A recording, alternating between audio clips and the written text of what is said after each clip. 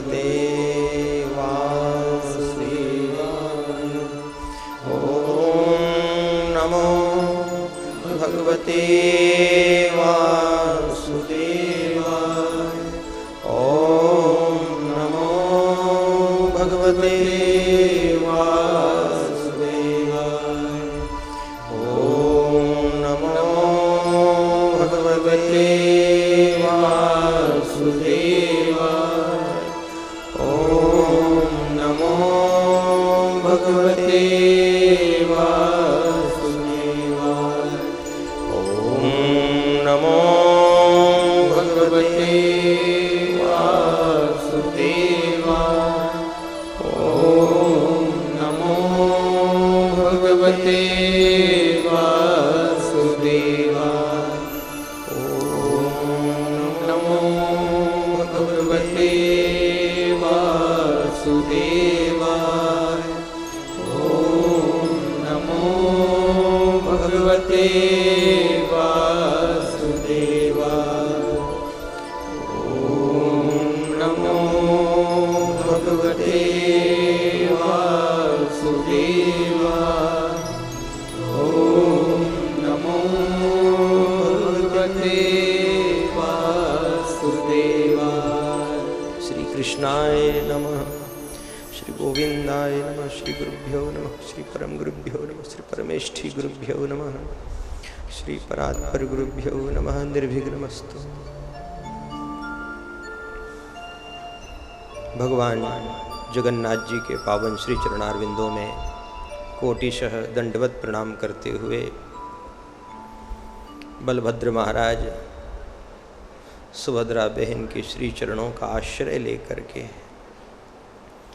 श्रीमद् भागवत की पावन कथा में विराजमान आप सभी जगदीश भक्तों को जय श्री कृष्ण। यजमान परिवार जिनको ये मनोरथ प्राप्त हुआ, जगदीश्वर की कृपा इनके ऊपर सदैव बनी रहे, ऐसा आशीर्वाद ये व्यास गादी और आप सब मिलकर के यजमान परिवार को प्रदान करो।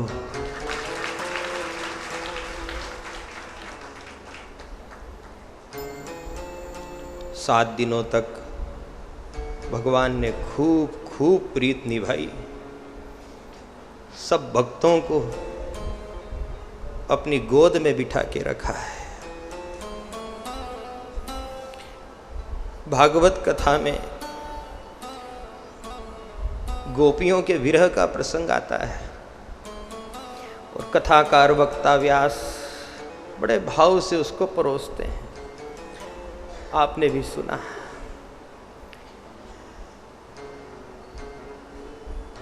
उस वियोग की कथा का श्रवण करके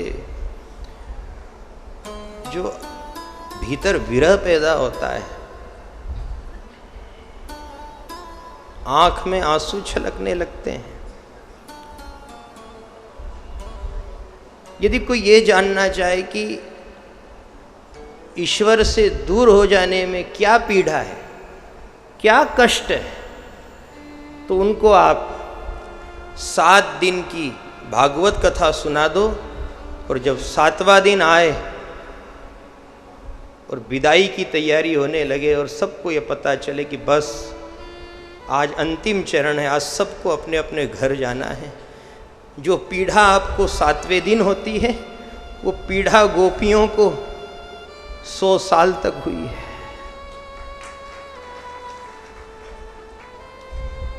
अब विचार करो इस बात पर, आप सहम जाओगे। कथाएं आपने बहुत सुनी, विरह कातर आजो भाव, विरह की बात आती है तो नौजवानों को लगता है कि ये तो बस शुरू से चली आ रही वही कथा है। 2-4 बुजुर्ग रोने लग जाते हैं, 1-2 कोई माताएं, कोई बहनें जो शुरू से ही भावुक रही है, उनकी आंखों में भी आंसू आते हैं। लोगों को लगता है ये तो कथा का एक नियम ही है, सब चला आ रहा है। लेकिन आज जगदीश से बिछड़ने का दिन आ गया, आप अपनी अपनी छाती पे हाथ रख के पूछो, गोपियों ने 100 साल कैसे निकाले होंगे? आपको लगेगा कि विरह क्या है, भगवान से बिछड़ना, इसका कष्ट असहनीय होता है। आज हम ये भी ना कहें कि हम भगवान से दूर जा रहे हैं, क्योंकि ये कहना भी अनुचित होगा। बस आंखों में आंसू लेकर के इतना भाव है, प्रभु आपके दर्शन के लिए बार बार बुलाते रहना, और आपकी कथा कभी मत छुड़ाना। ये विरह क्या होता है, ये आज की कथा सबको बता देगी। बड़े ही भाव से हम भगवान को समर्पित होकर के 7 दिन सरस गुणानुवाद गाते आए हैं, और नित नए प्रसंगों से, भात और भागवत से कथा का खूब खूब खूब खूब श्रृंगार किया है। सरस्वती माता ने जगन्नाथ भगवान की सेवा में बहुत मीठी वीणा बजाई है। हे माँ, तुझे भी प्रणाम है।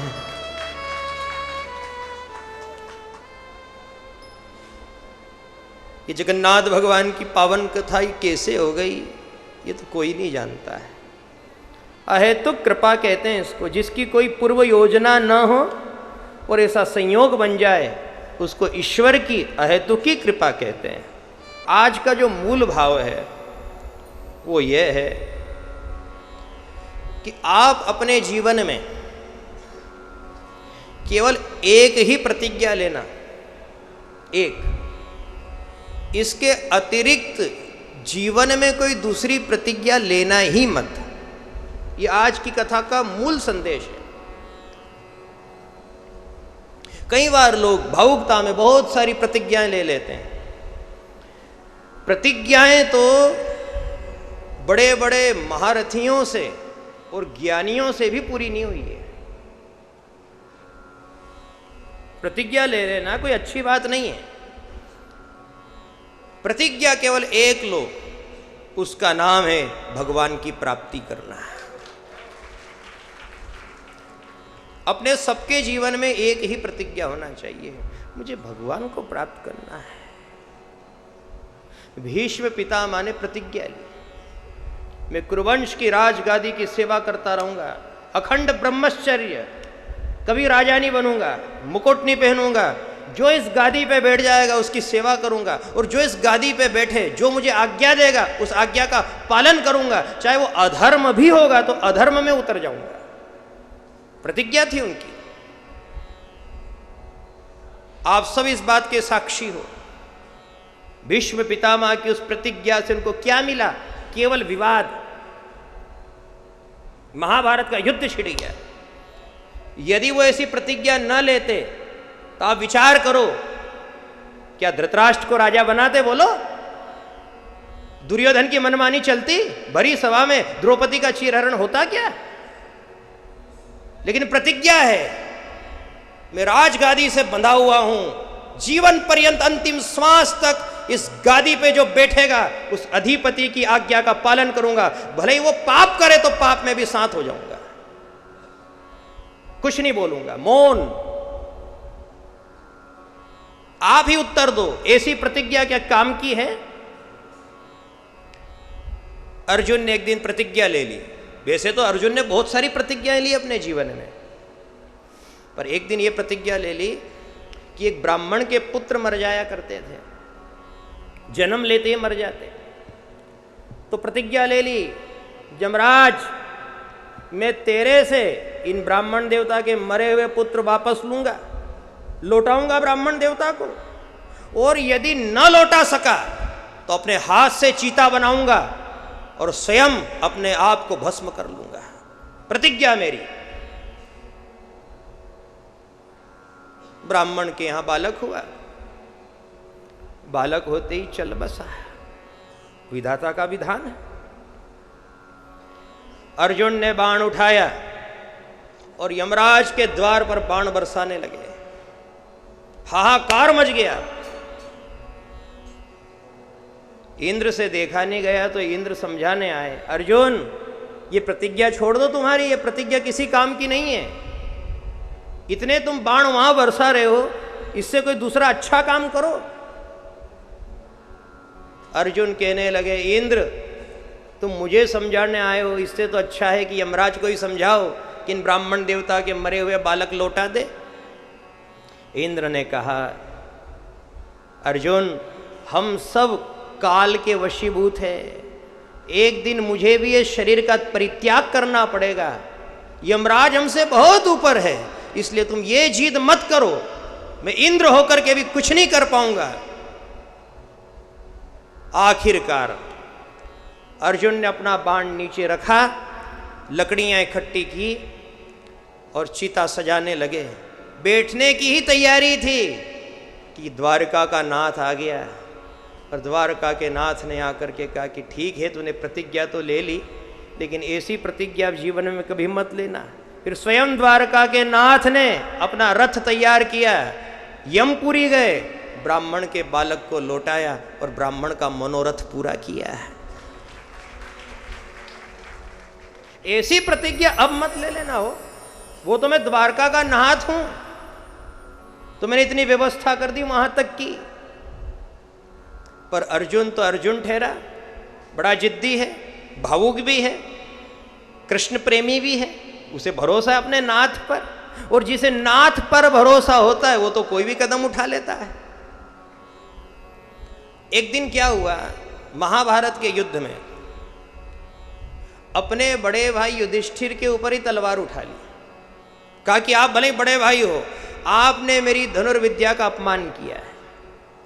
हुआ यूं था कि युधिष्ठिर महाराज को उस दिन के युद्ध में कर्ण ने घायल कर दिया था। अब वो घायल हो गए तो अपने शिविर में बैठे थे। अर्जुन गया उनके समाचार लेने, क्योंकि बड़े भाई है और बड़े भाई आज युद्ध में घायल हो गए कर्ण के द्वारा।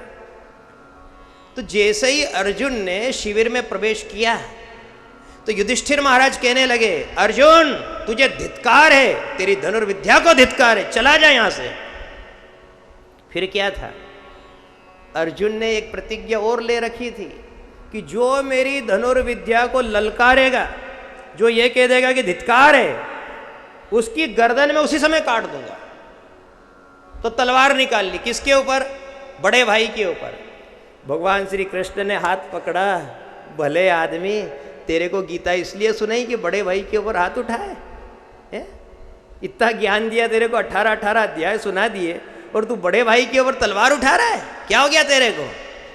कहा कि मेरी प्रतिज्ञा है प्रभु, इन्होंने मेरी धनुर्विद्या को ललकार दिया, आज भले हे बड़े भाई हैं तो छोड़ूंगा नहीं, इनका वध करूंगा।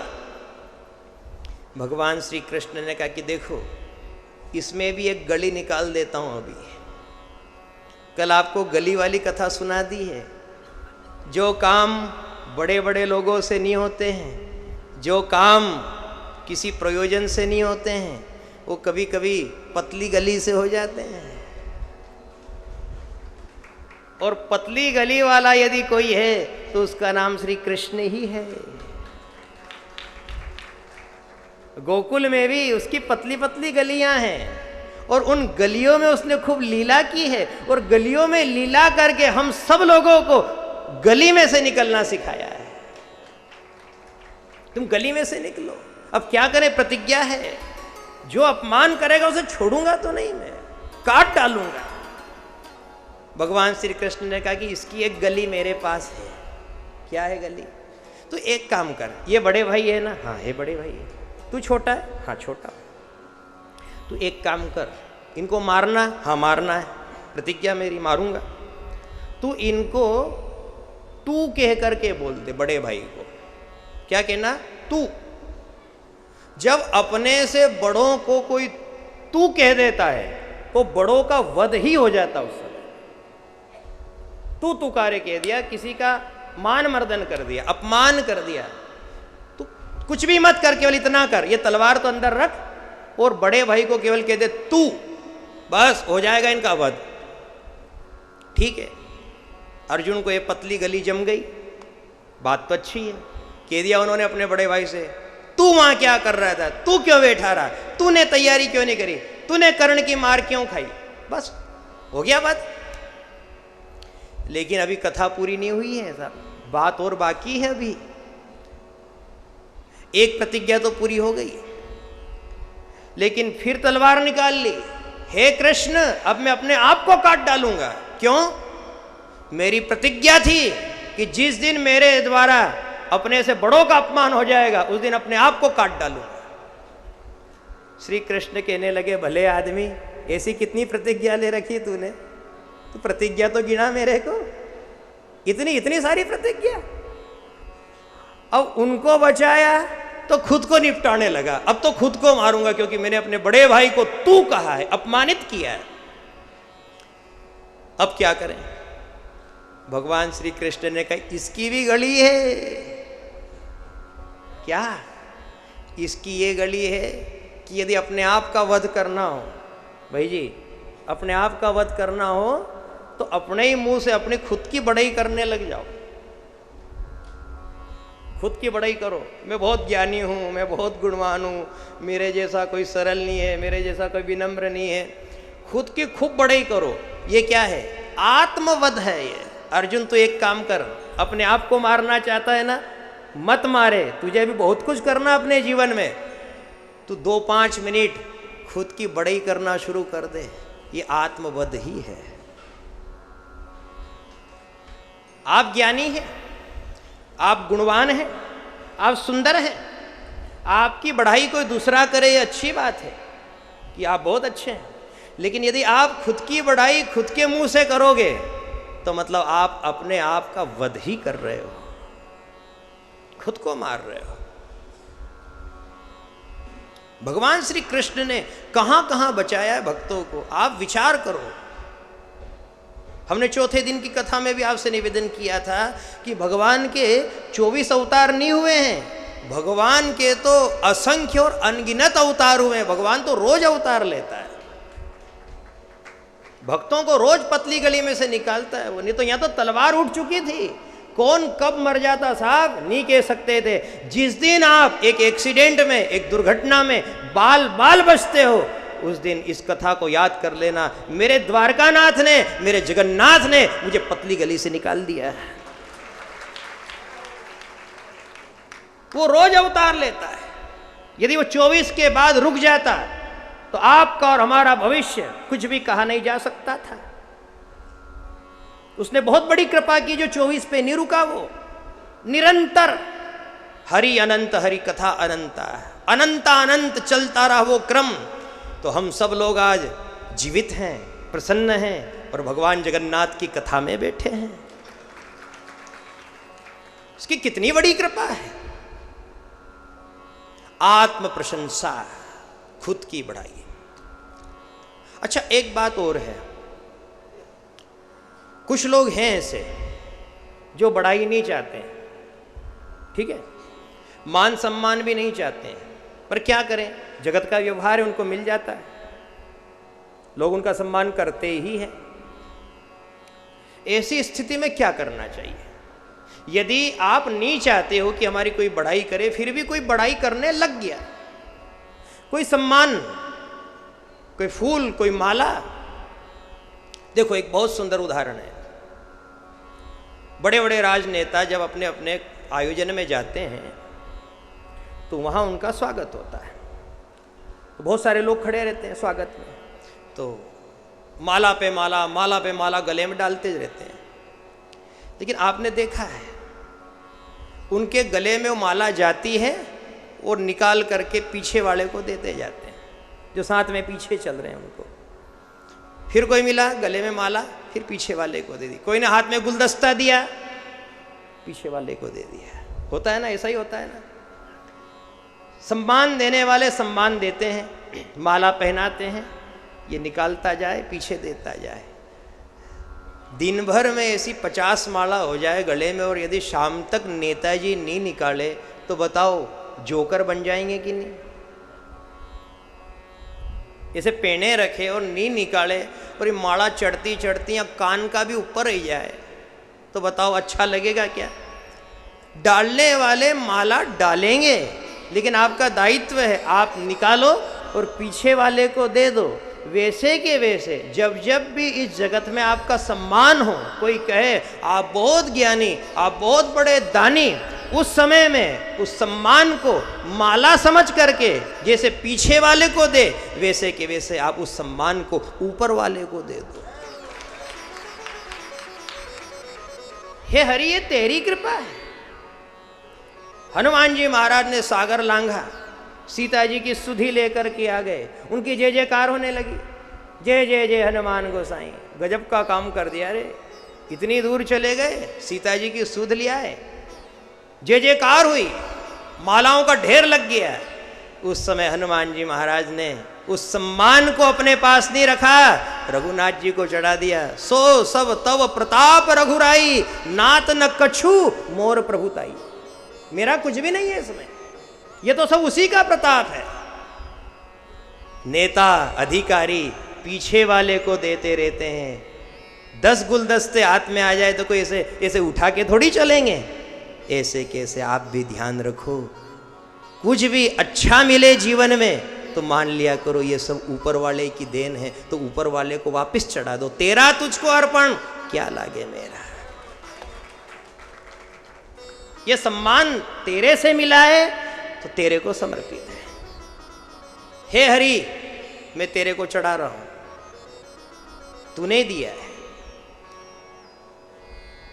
जब कोई प्रशंसा होने लगे तब आप एक काम करो, दोनों कान पकड़ लो।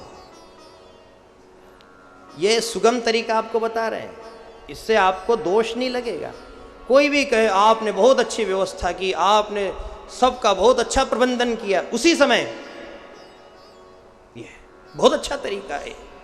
इससे क्या होगा, इससे अहंकार नहीं आएगा, इससे ये सारा श्रेय ईश्वर की तरफ चला जाएगा। आपने बड़ी बड़ी बिल्डिंगों के ऊपर तड़िक चालक देखा होगा, बिजली विरोधी यंत्र होता है, वो लगा रहता है। जब कभी बिजली कड़कती और करंट नीचे उतरता है तो तुरंत वो उसको जमीन तक पहुंचा देता है, अर्थिंग में बदल देता है। जब जब भी कोई आपकी बढ़ाई करे, उस समय में ये दोनों कान तड़िक चालक जैसे हैं, आप इनको पकड़ लोगे तो जैसे करंट जमीन में उतर जाता है, वैसे के वैसे अहंकार भी पाताल में उतर जाएगा। तड़िक चालक है ये तो बिजली है साहब, छोड़ेगी थोड़ी, तुम्हारी बिल्डिंग को ध्वस्त कर देगी। यदि अहंकार आ गया तो रावण और कंस जैसी गति हो जाएगी।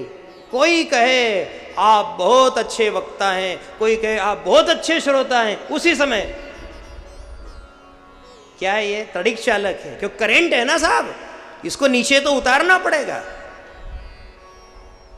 आपसे कोई गलती हो गई, सामने वाला खूब नाराज होके आया, आपके ऊपर तनक करके आया, और उसको देखते ही आप यदि दोनों कान पकड़ लोगे तो बताओ क्रोध ठंडा होगा कि नहीं, बोलो।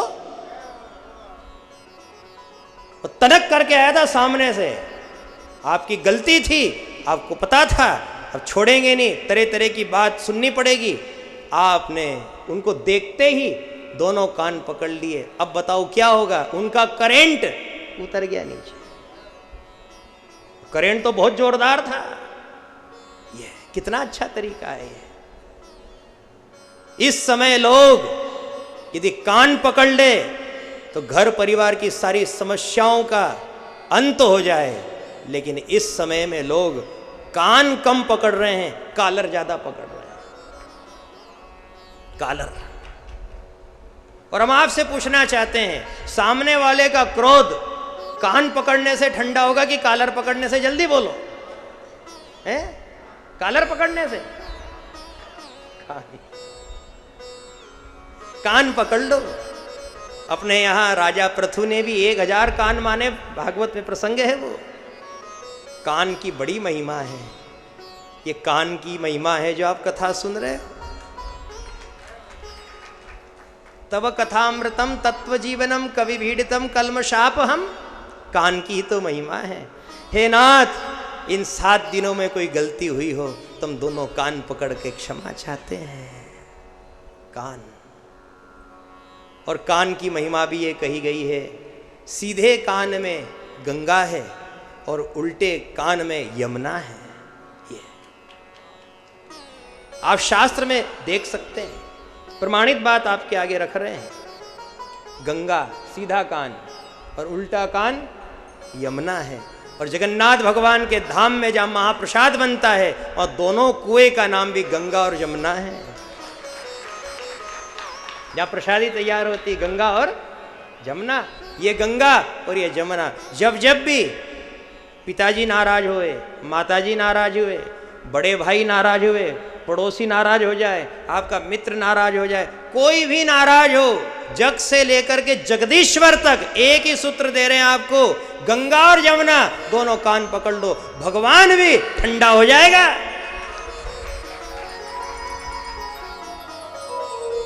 जैसे ही आपने कहा जय जगन्नाथ, जय जगन्नाथ, बस उसी समय दोष का शमन। कहीं कुदृष्टि, कहीं गलत खाने में आ गया, गलत सुनने में आ गया, अब हाथों हाथ दोष को कैसे मिटाएं? एक बच्चा स्कूल जाता है, पेंसिल से उसने होमवर्क किया, कुछ गलत लिखा गया, तो साथ में एक रबड़ भी होता है, और वो रबड़ से उसको बोलो हाथों हाथ मिटा देता है। मेरे से गलत हो गया, गलत लिखा गया, जहां मुझे क लिखना था वहां मैंने ग लिख दिया, हाथों हाथ मिटाने लगता है। वैसे के वैसे भगवान ने भी हमको रबर दिया, ये रबर ही है, ये रबर है। गंगा और जमुना प्रमाणित बात है। अरे राम राम, आज तो मेरे से कुछ गलत कहने में आ गया, उसी समय दोनों कान आप पकड़ लो, उसी समय दोष मिट जाएगा। इसका प्रयोग है जय जगन्नाथ, बस हो गया काम। जय जगन्नाथ, जय जय जगन्नाथ भगवान, दे दो भक्ति का वरदान। जय जय भगवान, दे दो भक्ति का वरदान। जय जय जगन्नाथ भगवान, दे दो भक्ति का वरदान। जय जय जगन्नाथ भगवान, दे दो भक्ति का वरदान। हारे का हरि नाम, निर्बल के बलराम। हारे का हरि नाम, निर्बल के बलराम। हारे का हरि नाम, निर्बल के बलराम। हारे का हरि नाम, निर्बल के बलराम।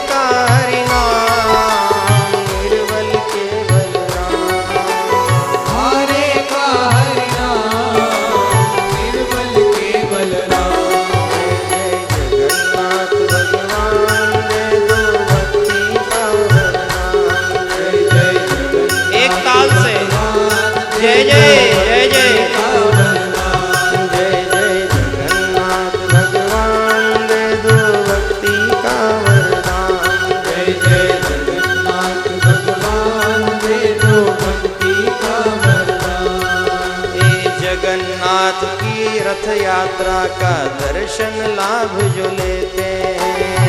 जगन्नाथ की रथ यात्रा का दर्शन लाभ जो लेते हैं। जगन्नाथ की रथ यात्रा का दर्शन लाभ जो लेते हैं। जगन्नाथ की रथ यात्रा का दर्शन लाभ जो लेते हैं। जीवन रथ के चारों पहिए कभी न उनके रुकते हैं।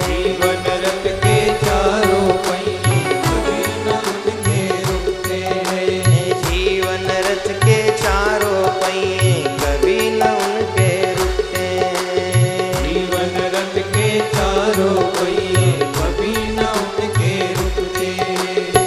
कथा मनोरथ में विराजे जगन्नाथ भगवान। कथा मनोरथ में विराजे जगन्नाथ भगवान। कथा मनोरथ में विराजे जगन्नाथ भगवान। कथा मनोरथ में विराजे जगन्नाथ भगवान। जगन्नाथ भगवान, जगन्नाथ भगवान, जगन्नाथ भगवान, जगन्नाथ भगवान। जगन्नाथ भगवान दे दो भक्ति का वरदान। जय जगन्नाथ भगवान दे दो भक्ति का वरदान।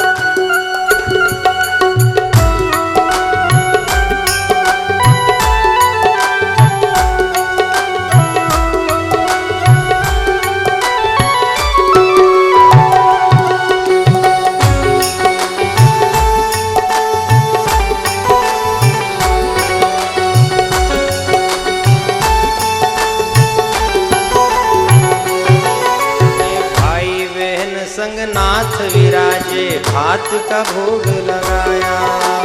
भाई बहन संगनाथ विराजे भात का भोग लगाया।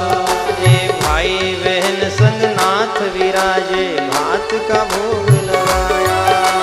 भाई बहन संगनाथ विराजे भात का भोग लगाया।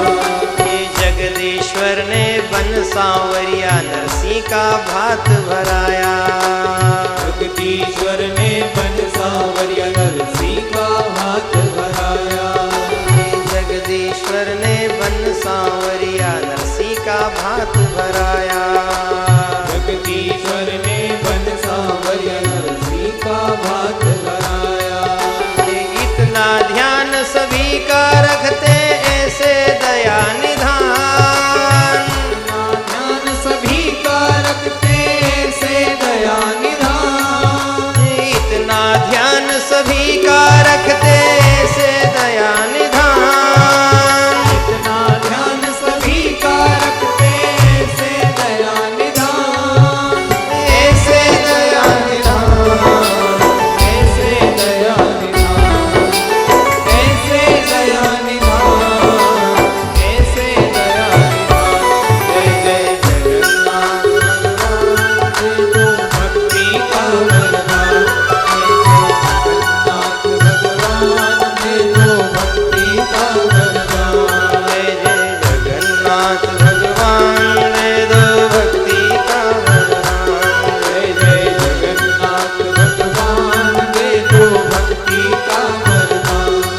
ये हारे का हरिनाम केवल केवल हारे का हरिनाम निर्मल केवल राम। हारे का हरिनाम निर्मल केवल राम। हारे का हरिनाम निर्मल केवल राम। भगवान दे दो भक्ति का वरदान। जय जय जगन्नाथ भगवान दे दो भक्ति का वरदान। नाथ महाप्रभु की जय। सच्चिदानंद भगवान की जय। प्रतिज्ञा लेना तो केवल एक है, नाथ मैं एक दिन तुझे पा जाऊं बस। एक ही प्रतिज्ञा काम की है, बाकी न तो यहाँ प्रतिज्ञा भीष्म की रही न अर्जुन की रही। यहाँ तक हम कहें दोनों कान पकड़ करके कि श्री कृष्ण ने भी प्रतिज्ञा ली थी कि महाभारत के युद्ध में शस्त्र नहीं उठाऊंगा, पर श्री कृष्ण की प्रतिज्ञा भी टूट गई। उन्होंने भी रथ का पहिया उठा लिया। इसलिए बड़े भाव से आपको निवेदन किया है, कोई भी प्रतिज्ञा सदा नहीं चलती है साहब। कई बार आदमी प्रतिज्ञा ले लेता है कि आज के बाद घाटे का, नुक्ते का, मोसर का नहीं खाऊंगा, पर जैसे ही नुक्ता में गयो खोपरा पाक देखियो, पाछो जिम्वा बैठी गयो। नरा ने ले ली थी प्रतिज्ञा, तो नहीं खाएगा, हाथ नहीं लगाएगा, खाली जाएगा तो बस कुर्सी पे बैठी नहीं जाएगा।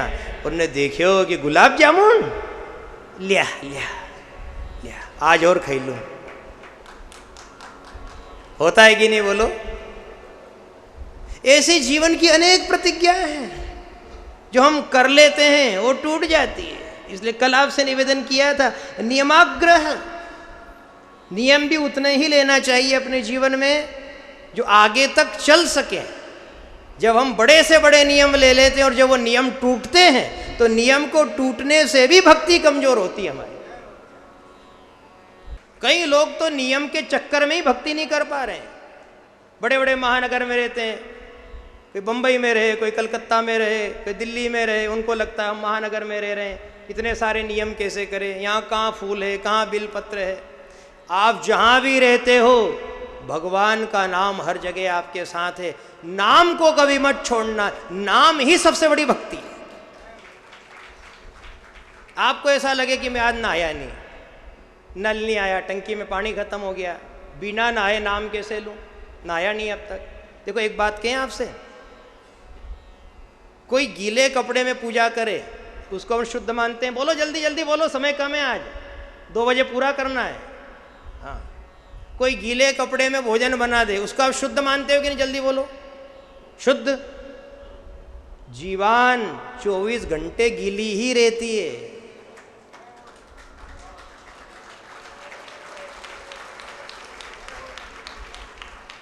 जीवान 24 घंटे गीली रहती है। आपका कपड़ा तो और सूख जाए। वैष्णव में, पुष्टि मार्ग में ऐसा ही होता है कि हमारे गोसाई जी है, इन्होंने झारी का जल लिया है और बिल्कुल अपरश गीले कपड़े से इन्होंने रसोई तैयार की है। गीला कपड़ा, गीला कपड़ा। अरे उनका तो गीला है कि सूखी गया कहीं मालूम, पर जीवान तो 24 घंटा गीली है। अब बताओ और कैसी पवित्रता। बावरो भयो है मन बावरी कहत मोको, ऐसी तो गोपियां बावरी हो गई थी। उन्हें कह दिया कि ये चौड़े चौड़े रास्ते, ये राजमार्ग, ये चौराहे, ये कभी भक्ति नहीं करने देंगे। भगवान की भक्ति पतली गली से ही होगी। इसमें गली चाहिए साहब, बिना गली से आप कुछ नहीं कर पाओगे। और देखो गुरुदेव ने कैसी गली बनाई, जो लोगों ने ओम नमो भगवते वासुदेवाय के करोड़ों जप कर लिए।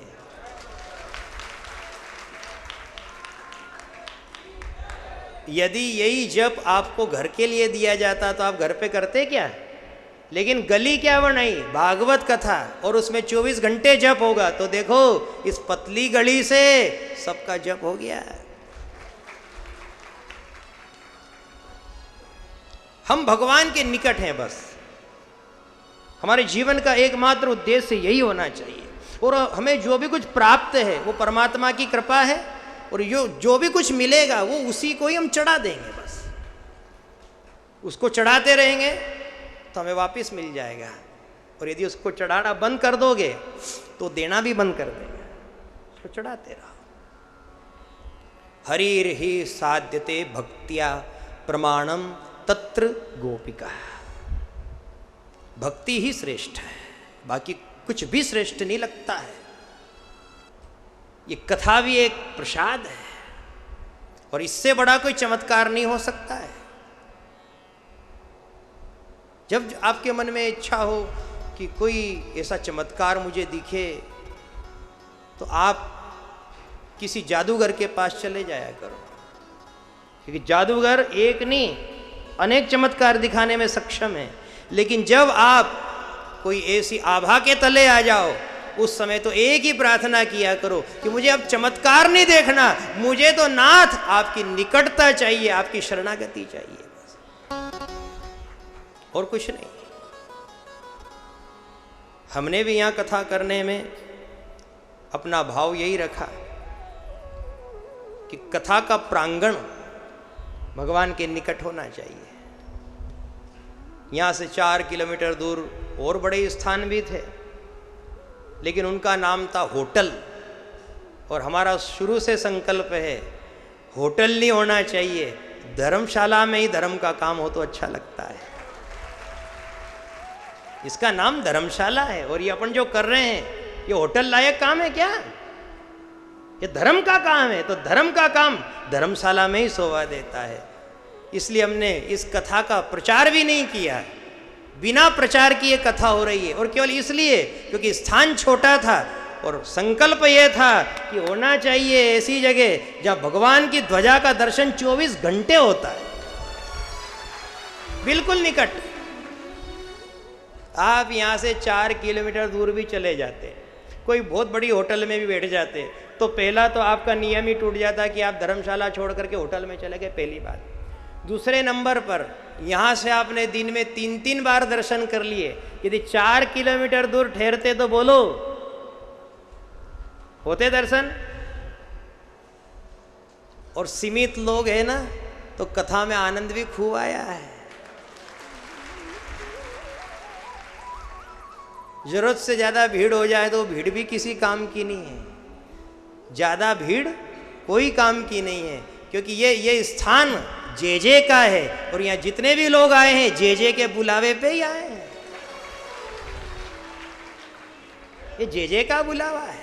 आप ये भी मत कहो कि कोई बड़ा आदमी है तो वो आ गया, किराया खर्चा कर दिया। यहाँ तो वो भी आए हैं जिनके पास अगले दिन के भोजन की व्यवस्था नहीं, ऐसे लोग भी बैठे हैं। जे का बुलावा है और जे उसी को बुलावा देता है जो उसकी भक्ति करता है, और जो चमत्कार में आस्था रखता है उसको जे बुलावा नहीं देता है। ये श्रीमद् भागवत की पावन कथा, ये जो स्वरूप है कि जगन्नाथ जी का ही स्वरूप है, ये एक ही है, एकाकार। आप ये जो स्वरूप का दर्शन करते हैं, ये स्वरूप कैसे बना बताओ?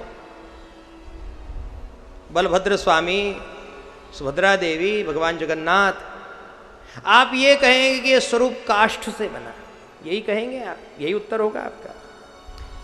लेकिन आज की कथा में आपको एक बहुत सुंदर बात सुनाए। ये जो भगवान जगदीश का स्वरूप है, ये लौकिक दृष्टि से भले काष्ठ का है, लेकिन ये स्वरूप तो कुछ और ही है।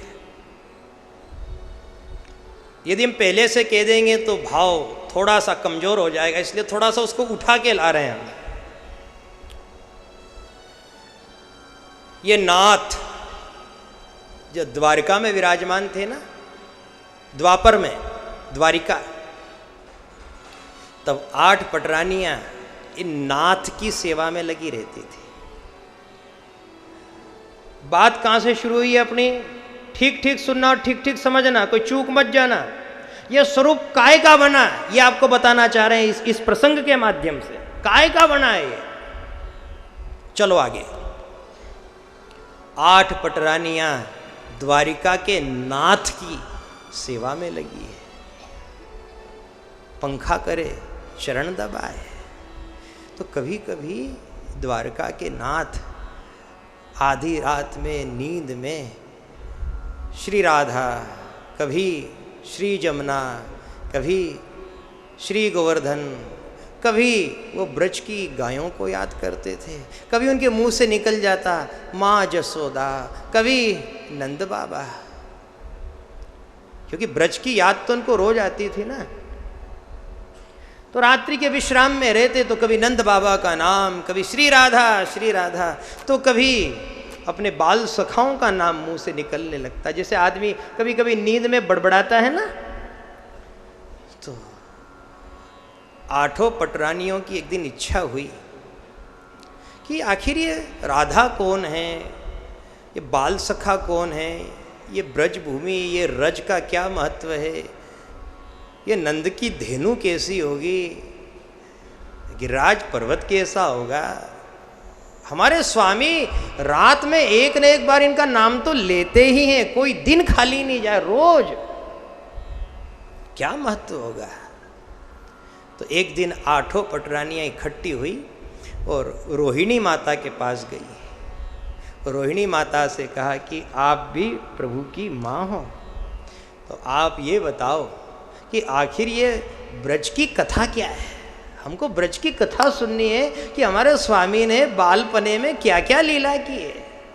कैसा है मधुवन, कैसी है गोपी, और 6 महीने की रात है कैसी। हम ये जानना चाहते हैं कि आखिर है क्या, रहस्य क्या है। आधी आधी रात में भी हमारा स्वामी उनका नाम लेता। हम इतनी सेवा करती, कभी उन्होंने आधी रात में यह नहीं कहा कि हे रुक्मणी, हे सत्यभामा, हे मित्रविंदा, हे लक्ष्मणा, हे सत्या, हे भद्रा, हे कालिंदी, ये कभी नहीं कहा। आधी रात में एक ही शब्द, श्री राधा। आखिर ये ब्रज की लीला क्या है। रोहिणी माता हमें सुना दो, हमें कथा सुनना है आपसे। रोहिणी माता ने कहा कि देखो देवियों, ये कथा तो बहुत सुंदर और बहुत निराली है। ब्रज की लीला तो अद्भुत ही है, और ऐसी लीला है कि जिसको सुखदेव स्वामी भी गाने लगे तो सुखदेव स्वामी की समाधि लग गई है। ऐसी ब्रज की लीला है। देवियों, मैं ब्रज की लीला तो सुना दूं तुमको, कथा तो सुना दूं, पर ये कृष्ण और बलदाऊ, ये दोनों भाई यदि इस लीला को, इस कथा को सुन लेंगे तो फिर ये द्वारका में नहीं रहेंगे, ये ब्रज चले जाएंगे। और कोई भी नहीं चाहता कि ये द्वारका को छोड़ के बोलो ब्रज चले जाए। इसलिए हम तो दबा दबा के छिपा छिपा के रखते हैं ऐसी बातों को, ऐसे प्रसंगों को। कहीं ऐसा ना हो भूल से भी नंद बाबा का नाम मुंह से निकल जाए। हम तो नाम भी नहीं लेते यशोदा का, क्योंकि हमें डर लगता है ये दोनों भाई ब्रज बिना नहीं रहे, कहीं ऐसा ना हो ये पिघल जाए और पिघल करके द्वारिका छोड़ दे और ब्रज चले जाए। देवियों ने कहा, माता जी हमें ब्रज की कथा सुनना। हमें तो और उत्कंठा बढ़ गई कि ब्रज आखिर ऐसा कि उसकी बात सुन ले तो हमारा नाथ हमें छोड़ के चला जाए। तो रोहिणी माता ने कहा कि देखो, फिर एक काम करें अपन, यदि तुमको कथा ही सुननी ब्रज की, तो जिस दिन ये दोनों भाई थोड़े बहुत कहीं बाहर घूमने जाएंगे, नगर भ्रमण पे जाएंगे, कहीं व्यवस्था को देखने जाएंगे, तब मौका पा करके मैं तुम 8 देवियों को कथा सुना दूंगी। ठीक है, अच्छी बात है, क्योंकि दोनों भाई यहाँ रहे और यदि इनने ब्रज की कोई भी बात सुन ली तो मोह से ब्रज बीसरत नहीं है, और रुक्मणी मोह से ब्रज बीसरत नहीं है। फिर होगा क्या, संभालना कठिन हो जाएगा। ये 4 लाख सेना भी इनको नहीं रोक पाएगी, ये चले जाएंगे। एक दिन वो मौका आ गया, दोनों भाई नगर में गए। 8 पटरानी दौड़े दौड़े आई। वो तो यही तो बाट देख रही थी कि कब ये जाए। 8 आई और हाथ जोड़ करके बोली, अब मौका है रोहिणी माता, अब हमें कथा सुनाओ। अब बात को यहां और थोड़ी पकड़ लेना आप। रोहिणी माता भी तैयार हो गई कथा सुनाने के लिए, 8 पटरानियां भी तैयार हो गई कथा सुनने के लिए। इतने में ही रोहिणी माता ने अपनी बेटी सुभद्रा को द्वार पे भेजा कि बेटी तू छोटी है अभी, तू द्वार पे जा और वहाँ द्वार पे बैठ, और जैसे ही कृष्ण बलराम आए तो वहीं से ही मेरे को इशारा कर देना कि बस बस बस। तो ये हम कथा का विराम यहीं कर देंगे। यदि कृष्ण बलराम दोनों आ गए और यदि उनके कान पे ब्रज की एक बात भी पड़ गई तो आप सुन ही चुके हो, उसका मन फिर यहाँ लगना ही नहीं है।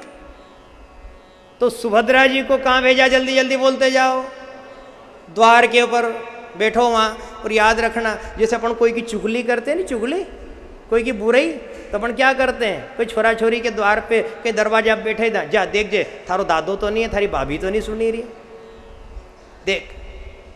ऐसा ही होता है ना।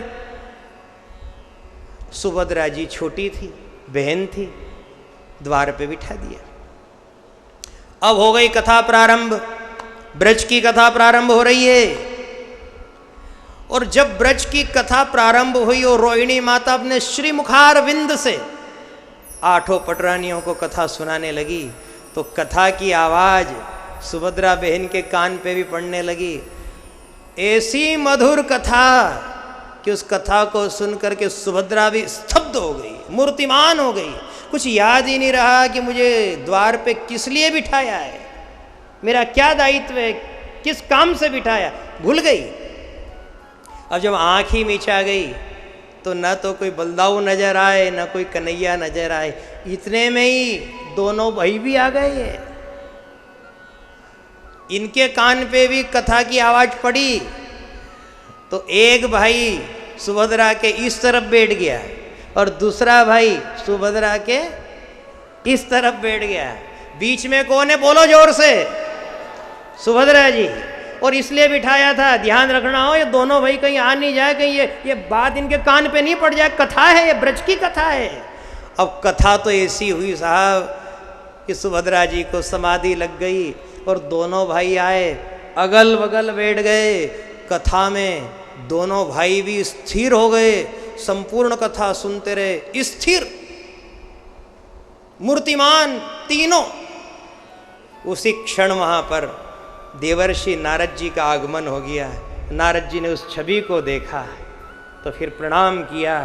कथा की पूर्णाहुति के बाद प्रभु से एक निवेदन किया, हे प्रभु, मैं आपसे आज एक वरदान मांगना चाहता हूं। क्या? ये जो अभी का आपका स्वरूप है ये बहुत दर्शनीय। बीच में सुभद्रा बहन बैठी और दोनों तरफ आप दोनों भाई बैठे। मैं आपसे वरदान चाहता हूं कि ये कथा वाला स्वरूप आपका किसी तीर्थ में स्थित हो जाए।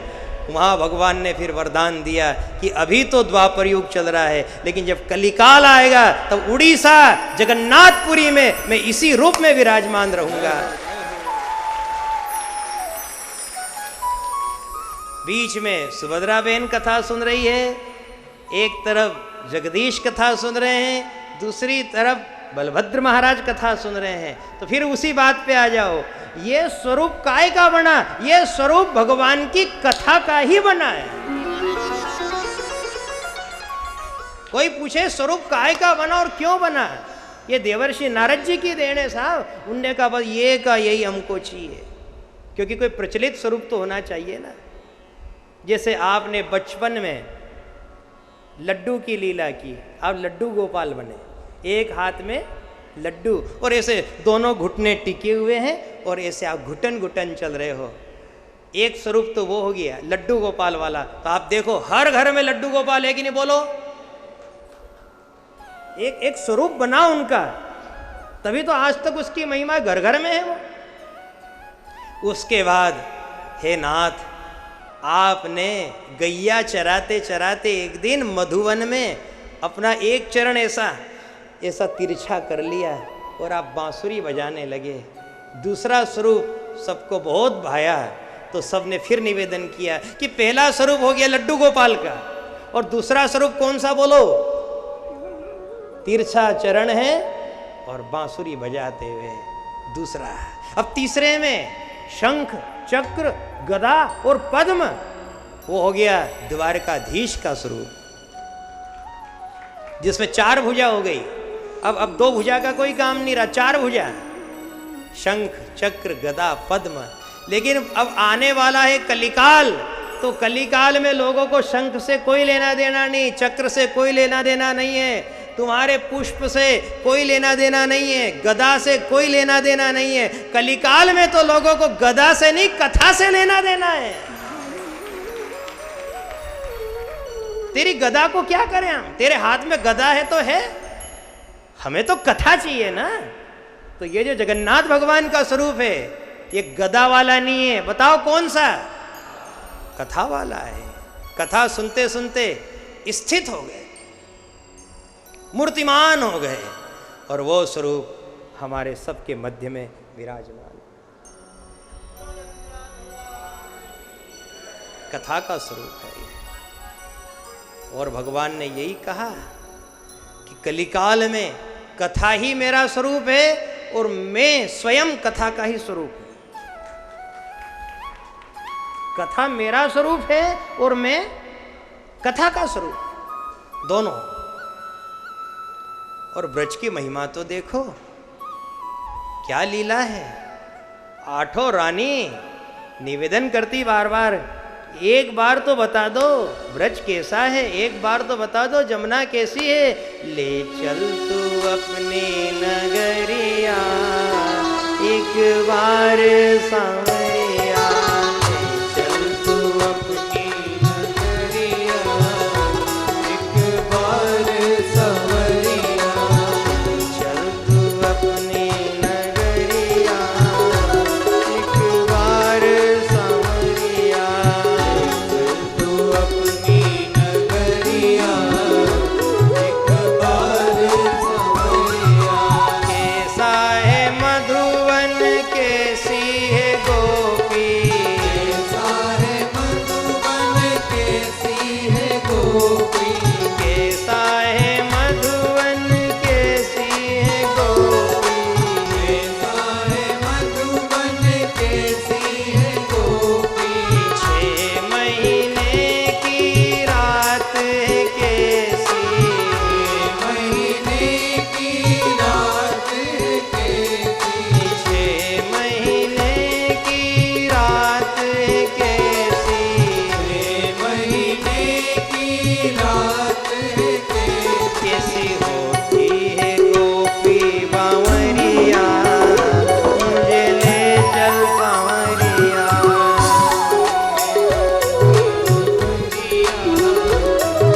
ले चल सवरिया, कैसी होती है गोपी बावरिया, मुझे ले चल सांवरिया, कैसे होती है गोपी बावरिया, मुझे ले चल सवरिया।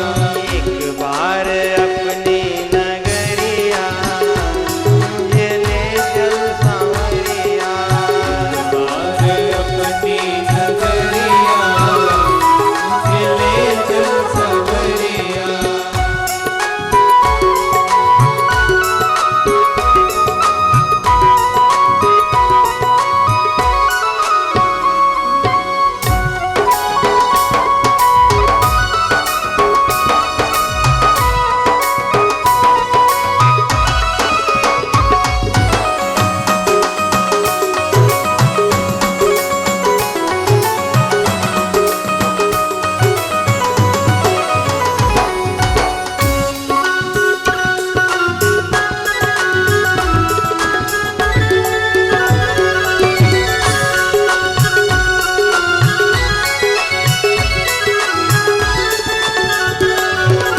एक बार अपनी नगरिया मुझे ले चल सांवरिया, बार अपनी नगरिया, मुझे ले चल सवरिया।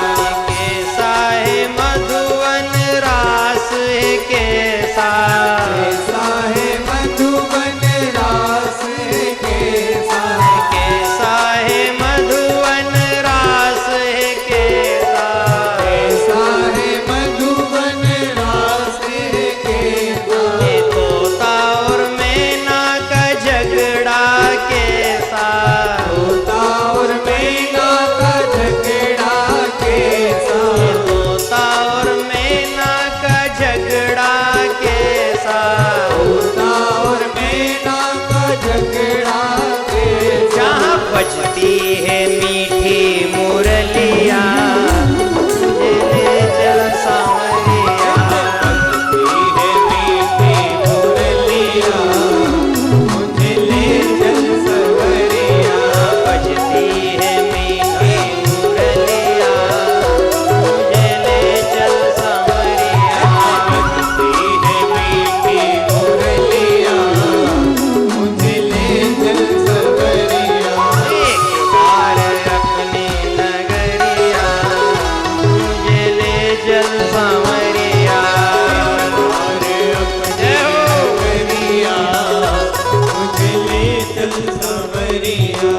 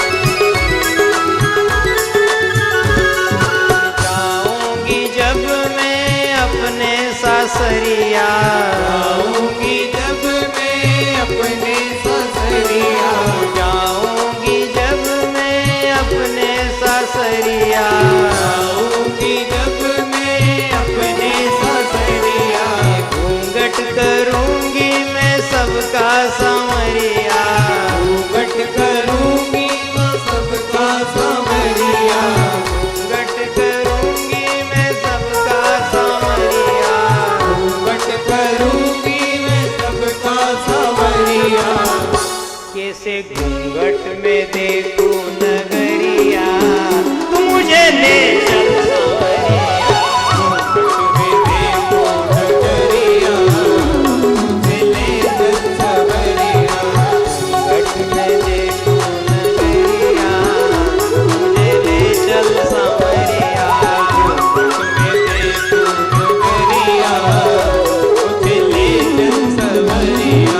एक बार अपनी नगरिया, मुझे ले चल सांवरिया।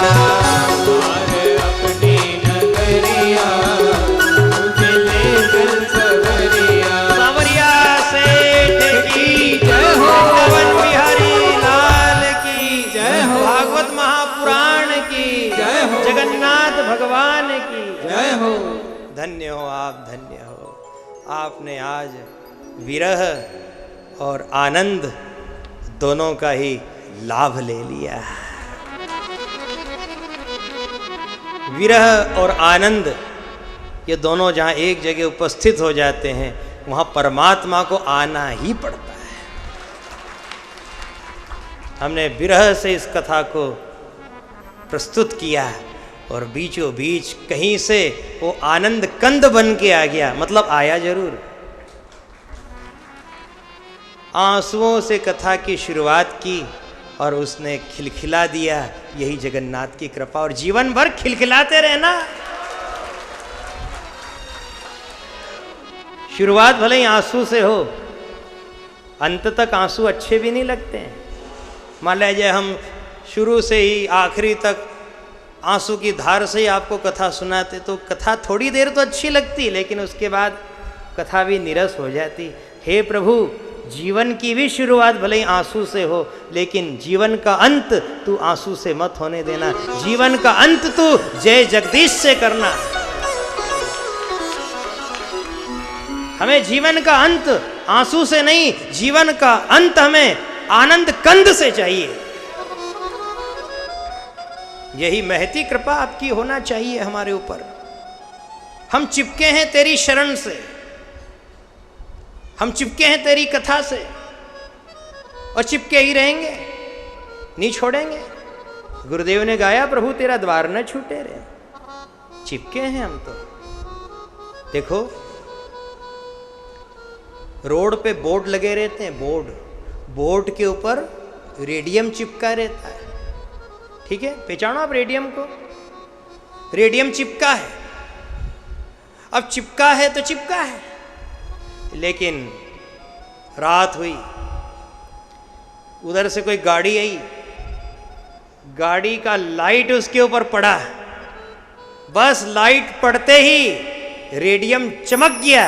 वैसे के वैसे ही भगवान की शरण से और भगवान की कथा से रेडियम की तरह चिपके रहो। जिस दिन उसकी कृपा दृष्टि लाइट जैसी पड़ गई, चमक जाओगे।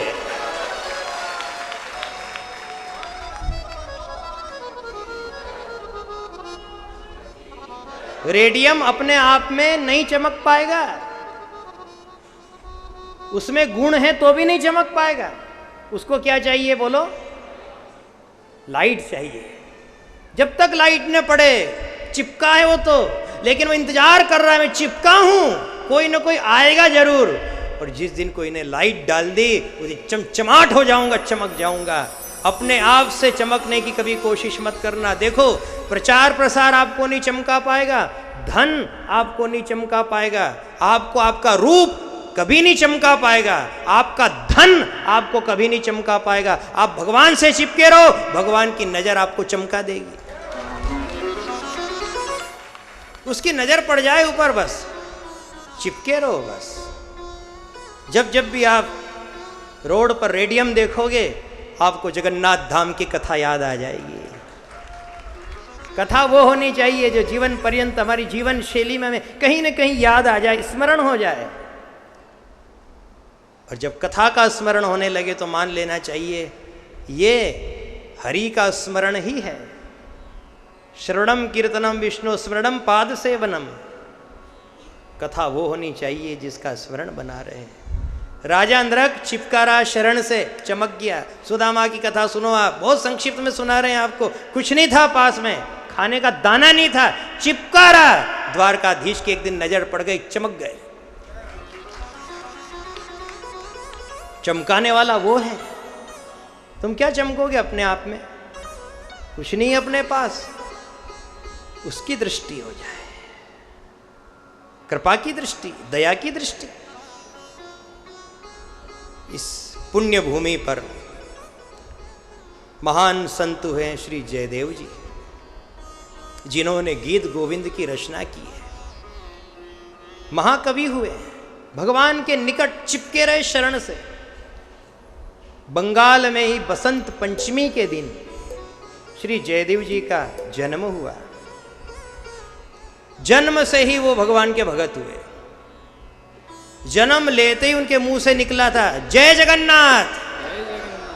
ऐसे संत प्रायः बच्चा जब जन्म लेता है तो रोता है, लेकिन जयदेव जी जन्म लेकर के रोई नहीं, जन्म लेते ही बोलो क्या, और जोर से, और जोर से, पूरे बंगाल में हल्ला हो गया कि हमारे यहाँ एक ऐसी दिव्य विभूति ने जन्म लिया जो जन्म लेते ही रोई नहीं, जन्म लेते ही जय जगन्नाथ। थोड़े से बड़े हुए, सब कुछ छोड़ छाड़ के माता पिता भाई बहन सबको प्रणाम करके घर से निकल गए, पुरी में आ गए। खूब भजन किया यहाँ, खूब दर्शन, दिन दिन भर खड़े रहते। ठाकुर से नेह हो गया, चिपक गए उसकी सूरत से। अद्भुत अद्भुत। भोजन की व्यवस्था भी स्वयं भगवान करते थे उनके लिए। कभी उन्होंने अपने हाथ से भोजन नहीं बनाया, कोई भी व्यक्ति ऐसा आता उनको भोजन करा के चला जाता था। ये क्या है? उसकी दया दृष्टि है। इसी नगर में एक सुदेव नाम के ब्राह्मण देवता रहते थे। उनको कोई संतान नहीं थी, वो भी जगन्नाथ जी के भगत थे।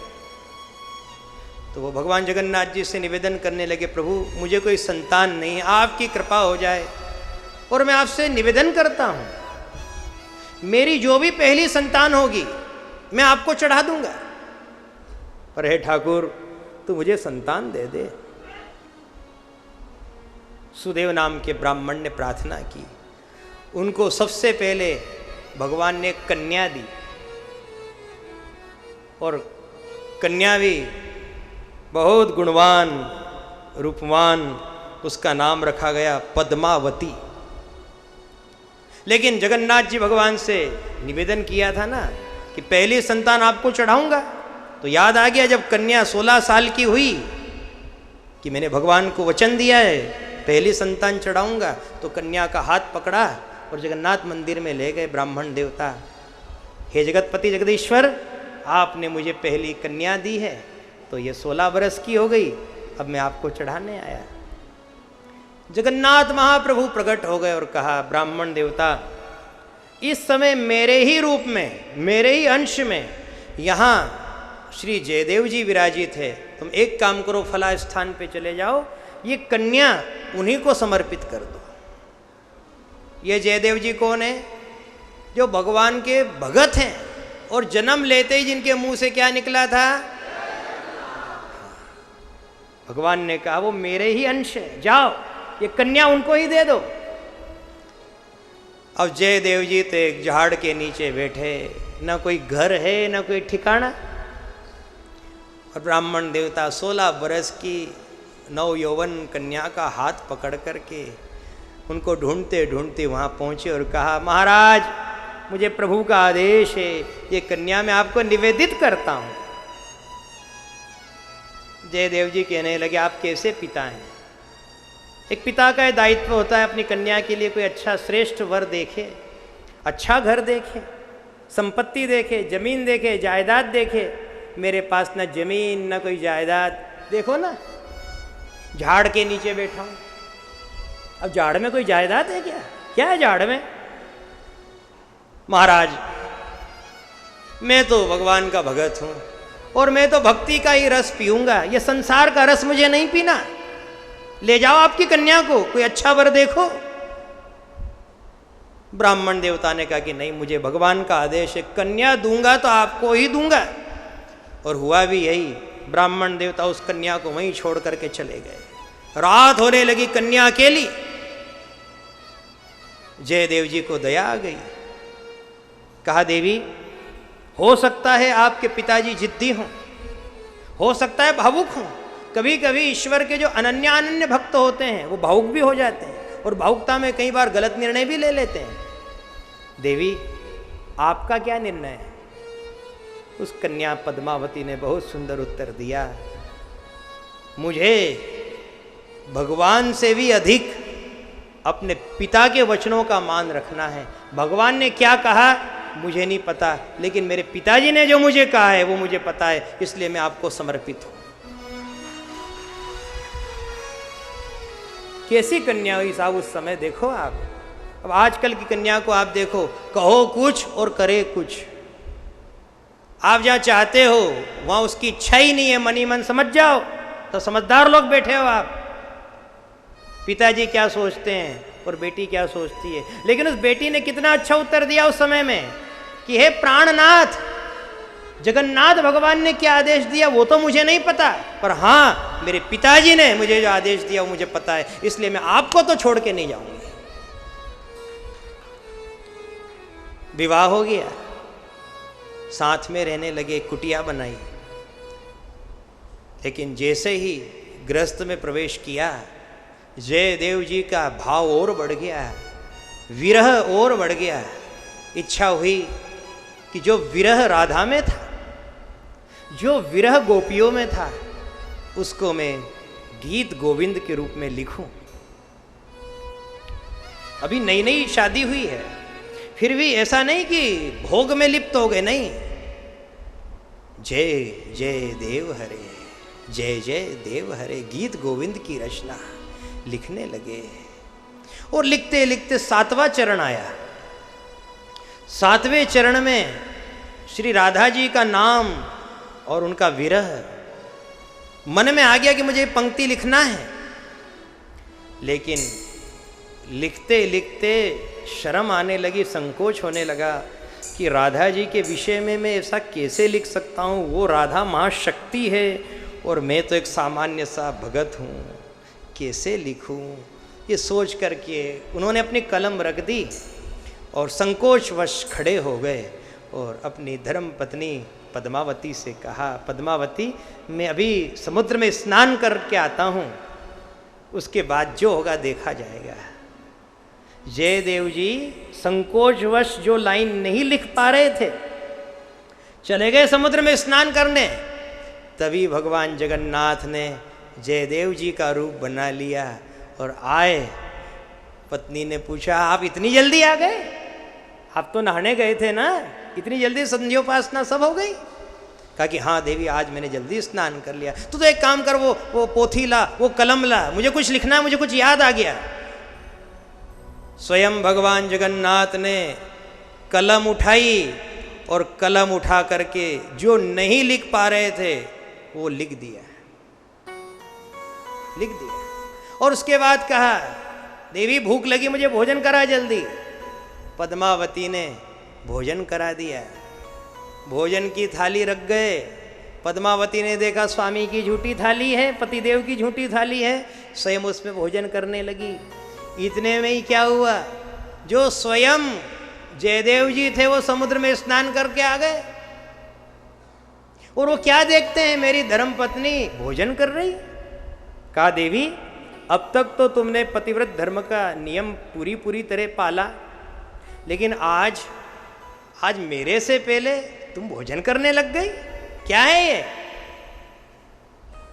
पद्मावती ने कहा, स्वामी कैसी बात करते हो, अभी तो आप आए, आपने आपकी पोथी उठाई, आपने लिखा, लिखने के बाद भोजन का आग्रह किया, आपने भोजन कर लिया, आपकी तो झूठी थाली है। जयदेव जी कहने लगे, मैं तो आया ही नहीं, मैंने कुछ लिखा ही नहीं, मैंने तो भोजन ही नहीं किया अब तक। सारा हाल सुनाया। जब उन्होंने पोथी उठा करके देखी तो क्या देखते हैं, उसमें जो मन में था वही लिखा था, श्री राधा मुख चंद्र को जय जय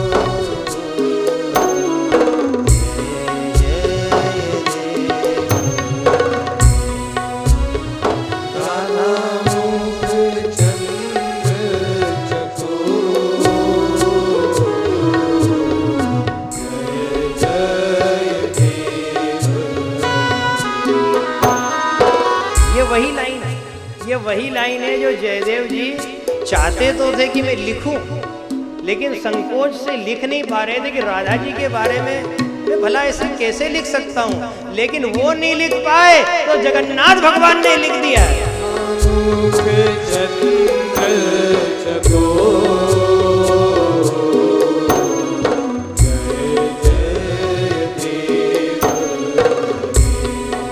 श्री राधा चंद्र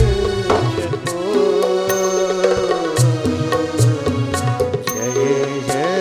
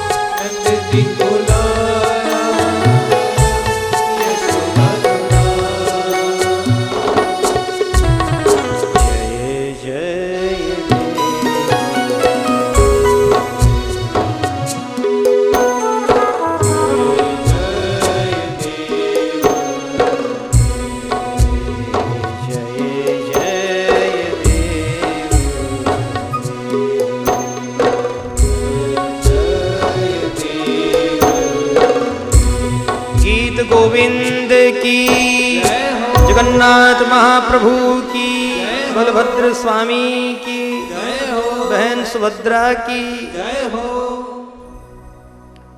देवी तू धन्य हो गई जो तूने भगवान जगन्नाथ का साक्षात दर्शन कर लिया, और तू यूं भी धन्य हो गई जो तेरे से उन्होंने भोजन मांगा, प्रसाद मांगा, और तू यूं भी धन्य हो गई कि उनकी झूठी थाली में तू अब भोजन कर रही है।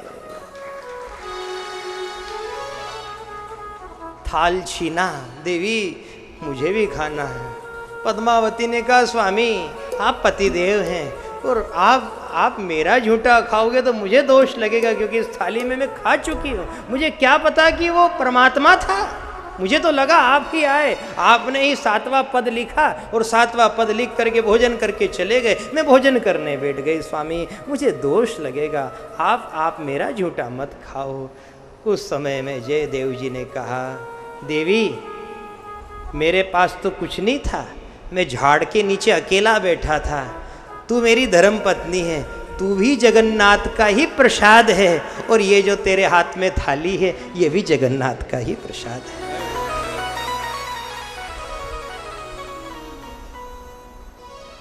एक ब्राह्मण को उसी ने तो प्रेरणा दी कि जाओ जयदेव जी बैठे हैं वहाँ, उनको अपनी कन्या का हाथ दे दो। तो देवी तू भी क्या हो गई बोलो, प्रसाद है तू भी, और तेरे हाथ में जो थाली है उसमें भी क्या बोलो, प्रसाद ही है।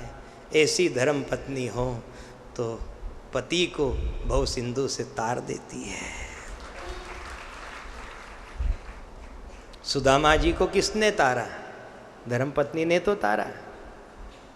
ये तो यहाँ बिलक रहे थे, गरीबी में भटक रहे थे इधर उधर, लेकिन एक दिन सुशीला ने कहा आप चले जाओ, आज रात द्वारका का नाथ मेरे सपने में आया है, तो उसने याद किया है, और उसने याद किया और सपना दिया है, तो आप चले जाओ। उस सपने से शाश्वत मिल गया। भगवान से प्रार्थना ऐसा सपना सबको आए और ऐसा शाश्वत परमात्मा सबको मिले। आज श्रीमद् भागवत कथा के अंतिम चरण में आप सभी से एक प्रार्थना, एक निवेदन कि आप श्रीमद् भागवत कथा वर्षों से सुनते आ रहे हैं, बहुत कथाएं आपने सुनी हैं, लेकिन एक बात कहें आपसे आज, और दृढ़ता से कह रहे हैं वो बात, भागवत की आप सभी बात मानना, महात्म्य से लेकर के तो प्रथम स्कंद से लेकर के तो 12 स्कंद तक की सारी बातों को आप अक्षरश मानना, एक एक अक्षर मानना, पर भागवत की एक बात कभी भी मत मानना। एक बात भागवत में भी ऐसी लिखी है, सब मानना पर वो मत मानना, और वो बात ये है कि भगवान का स्वधाम गमन, भगवान हमारे बीच में से न कभी गया है न कभी जाएगा। हम सब मानते हैं, एक एक पेंच का एक एक अक्षर मानते हैं, ये इतनी मोटी पोथी है, ये सब माने हम, एक बात नहीं माने, क्या, स्वधाम। इसलिए हम उस कथा को कभी कहते भी नहीं है। 11वें स्कंद में वो कथा आती है, यदि वो चला जाता तो बताओ सांवरिया सेठ कौन बनता, वो चला जाता तो बताओ डाकोर जी कौन बनता, वो चला जाता तो मोर बुगुड़ बंसी वाला ठाकुर कौन बनता, रोज रोज नित नई लीला कौन करता, भक्तों को अनुभूति कौन कराता, भक्तों की लाज कौन बचाता। केवल एक उस समय द्रौपदी थी ऐसा नहीं, आज भी अनेक द्रौपदियां हैं जिनकी वो लाज बचाता है। वो गया नहीं है, वो यहीं है। नरसिंह को 52 बार दर्शन दिया। अभी हमारे पूज्य पंडा जी सुना रहे थे ना कि नरसिंह मेहता जी का वंश, सबसे पहले तो हम भी उसी वंश को प्रणाम कर रहे हैं। नरसिंह मेहता जी की जय हो। उनकी ही बदौलत है कि व्यास गादे आप सब लोगों की सेवा कर रही है। यदि ठाकुर चला जाता तो बताओ 52 बार दर्शन कौन देता। तुकाराम और नामदेव को विट्ठल बन के कौन कौन सहायता करता है? धन्ना जाट के यहां हाली बनकर के कौन हल जोतता? कौन नामदेव की बोरी उठाता है? ये कौन है जिसने बोरियां उठाई? ये कौन है जिसने हल जोता? ये कौन है जिसने लाज बचाई? ये कौन है जो पानी भर भर के लाया? ये कौन है जिसने पानी का भी घी बना दिया? ये कौन है? ये वही हमारा परमात्मा है जो गया नहीं है, जो यही है। बड़े से बड़े काम कर दिए, नानी बाई का मायरा भर दिया है, वो भात आज तक चला आ रहा है और उसी भात और भागवत पे कथा भी आधारित रही है। कौन करता है? अब यदि नरसिंह मेहता भी ये सोच लेते कि प्रभु तो गए, स्वधाम गमन हो गया, अब कौन है? पर उनको पता था गया नहीं है, यही है, इसलिए पुकारा उन्होंने। और पुकारा तो मोर बुगुड़ बंसी वाला सांवरिया बन के आ गया, सेठों का सेठ बन के आ गया और उसने मायरा भात भर दिया। कभी ये मत मानना कि गया गया गया। कोई पंडित, कोई साधु सुनाए भी तो उनसे हाथ जोड़ करके निवेदन कर देना, आप सब कथा सुना दो हमको, ये कथा मत सुनाओ, क्योंकि कथा हम मान ही नहीं सकते, भले लिखा तो भी नहीं माने। ये चला जाता तो लाज कौन रखता है? उसने हमारी भी खूब लाज रखी, इसलिए हम तो ये कहते हैं वो गया नहीं है, घट घट में बैठा है। आप पुकार के तो देखो, उसे याद तो करो, है वो। बस उसे ढूंढना पड़ेगा, भक्ति से खोजना पड़ेगा। आपके यहां बेटी का जन्म हुआ, लेकिन उस बेटी के जन्म के पहले भगवान ने कहीं न कहीं किसी घर में जमाई को जन्म दे दिया कि नहीं? बोलो, दे दिया? आपके घर बेटी का जन्म हुआ है, लेकिन उससे 2 साल 3 साल 6 महीने पहले बताओ किसको दे दिया? किसी के घर लड़का हुआ, योग संयोग बना हुआ है। अब देखो 6 महीने पहले, साल भर पहले, 2 साल पहले उसने जन्म तो दे दिया। अब आपका क्या दायित्व है? ढूंढना। ढूंढो। जिसको विधाता ने 2 साल पहले इसी संसार में भेज दिया आपकी बेटी के लिए, क्या करना है आपको? बोलो। ढूंढना ही बचा है ना केवल। बस परमात्मा है, भक्ति से उसको ढूंढना ही बचा है।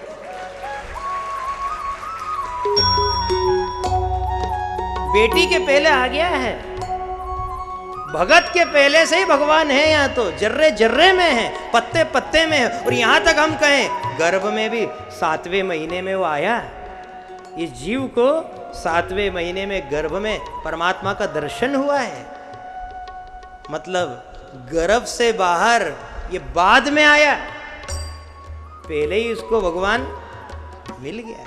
इधर देखो 9वां महीना और इधर देखो 7वां महीना, 2 महीने पहले किसकी व्यवस्था हो गई? बोलो, हो गई परमात्मा की। बस कोई भी मत घबराना, सब व्यवस्था पहले से भगवान ने कर दी है।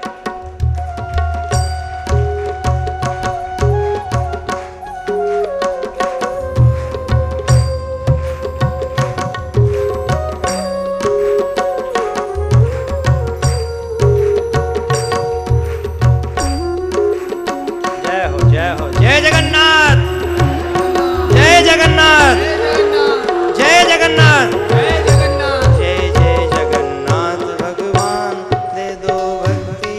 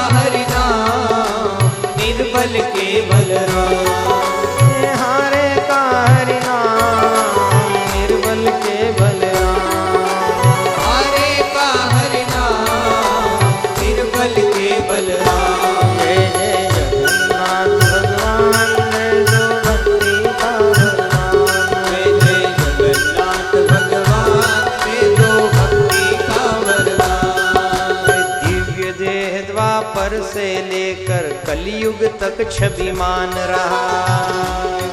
द्वापर से लेकर कलयुग तक छविमान रहा। ये जो 11वें स्कंद में स्वधाम गमन की कथा लिखी है उसका उत्तर दे रहे हैं आपको इस भजन में आज। दिव्य देह द्वापर से लेकर कलयुग तक छविमान रहा। बोलो दिव्य देह द्वापर से लेकर कलयुग तक छविमान रहा। दिव्य देह द्वापर से लेकर कलयुग तक छविमान रहा। दिव्य देह द्वापर से लेकर कलयुग तक छविमान रहा। पूरी धाम के श्री विग्रह में हरि हृदय गतिमान रहा।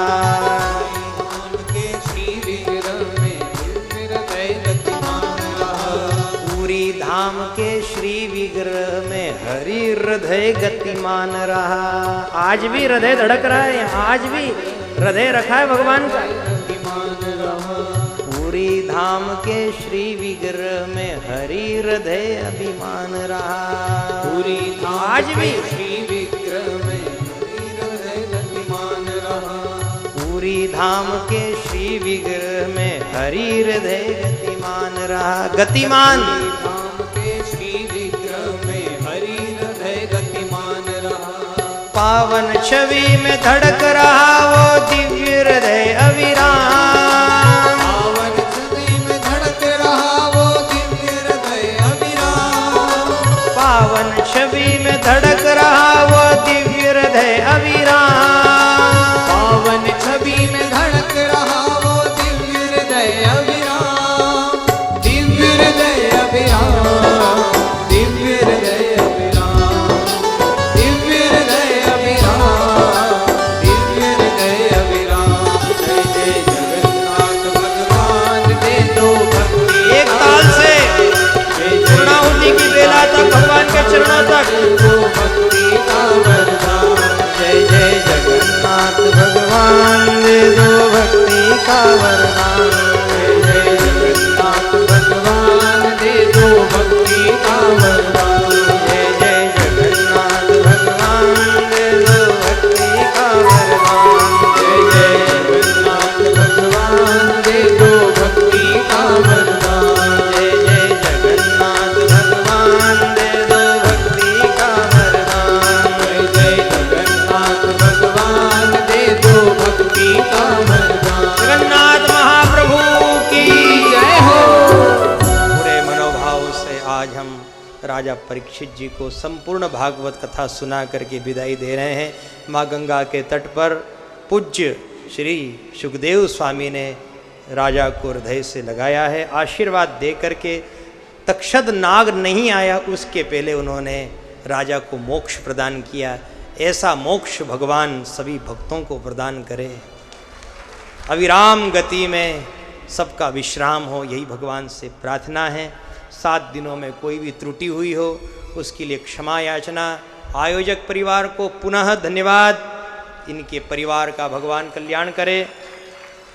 यहाँ के साधु संत महात्माओं को, तपस्वी मूर्तियों को नमन है। तीर्थ क्षेत्र को नमन है। समुद्र नारायण को नमन है। और साथ ही साथ हमारे परम पूज्य गुरुदेव को और माता जी को भी नमन है, जिन्होंने अच्छे संस्कार दिए, अच्छे संस्कार दे करके आपके बीच बिठाया। तो आज भगवान के गुणानुवाद गा रहे हैं। यहाँ के पंच सखाओं को नमन, आप सभी भक्तों को नमन, श्रोताओं को नमन। क्षमा याचना के साथ आप सभी को दोबारा जय जगदीश, जय जगदीश, जय जगदीश, जय जगन्नाथ, जय जगन्नाथ, जय जगन्नाथ, जय जगन्नाथ। जय जगन्नाथ। आप सभी से प्रार्थना 3 बार हाथ उठा करके ओम हरये नमः का स्मरण कर लो, ताकि 7 दिनों में कोई भी दोष हुआ हो तो दोष का मार्जन हो जाए। ओम हरये नमः, ओम हरये नमः, ओम हरये नमः। जय जय जगन्नाथ भगवान दे दो भक्ति का वरदान।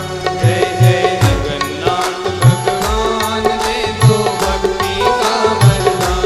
जय जय जगन्नाथ भगवान दे दो भक्ति का वरदान। जय जय जगन्नाथ भगवान दे दो भक्ति का वरदान। अच्युतम केशवम श्री राम नारायणम श्री कृष्ण दामोदरम श्रीवास श्रीधरं माधवं श्रीगोपिका वल्लभं श्रीजानकी नायकं श्रीरामचन्द्र प्रभुहरे जानकी नायकं श्रीरामचन्द्र प्रभुहरे जानकी नायकं श्रीरामचन्द्र बोले रामचंद्र भगवान की, कृष्ण कन्हैया लाल की, गोपाल कृष्ण भगवान की, श्री महाकाल भगवान की, श्री हाटकेश्वर भगवान की, श्री जगन्नाथ महाप्रभु की, सद्गुरुदेव भगवान की। शिव नमः पार्वती पतये हर हर हर महादेव।